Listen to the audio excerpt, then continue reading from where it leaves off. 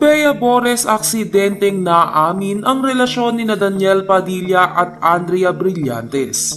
Narito at alamin natin ang buong detalye.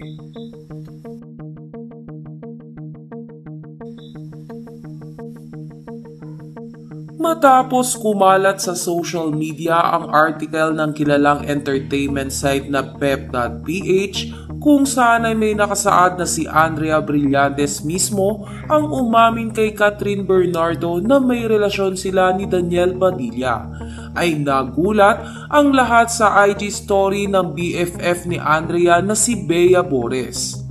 Tila ang IG story kasi ni Bea ay nagkukumpirma na totoo ang nakasulat sa article na ginawa ng PEP. Matatandaan na ang lumabas sa article ng PEP na si Daniel Padilla ang nag-umpisa ng lahat kung paano sila nagkaroon ng relasyon ni Andrea Brillantes. Kaya naman dahil dito ay tila naisip ni Bea Bores na pagkakataon na ito para maprotektahan niya ang kanyang kaibigan.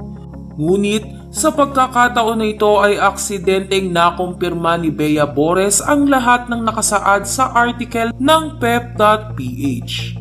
Ayon nga sa isang art card na ibinahagi ni Bea Bores ay mas nakakatanggap ng kritisismo ang isang babae pagdating sa usaping pag-ibig kesa sa mga lalaki.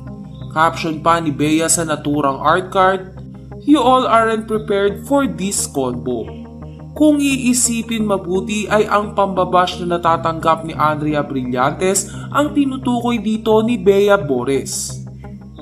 Dahil kung ikukumpara sa bashing na natatanggap ni Daniel Padilla ay hindi ito kasing lala ng natatanggap ni Andrea Brillantes. Samantala, ang isa namang art card na ibinahagi ni Bea ay patungkol sa grooming.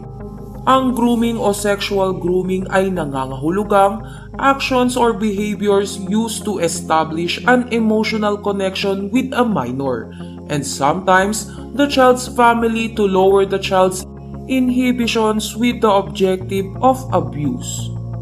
Caption naman ni Bea sa naturang card, "But are you all ready to talk about this?" No. Kaugnay ito ng paglabas ng artikulo mula sa Philippine Entertainment Portal o pep.ph. Kaugnay sa iba pang mga detalye ng Katniel breakup at kinalaman umano rito ni Andrea Brillantes. Sa ngayon nga ang IG story na ito ng best friend ni Andrea Brillantes na si Bea Bores ay burado na.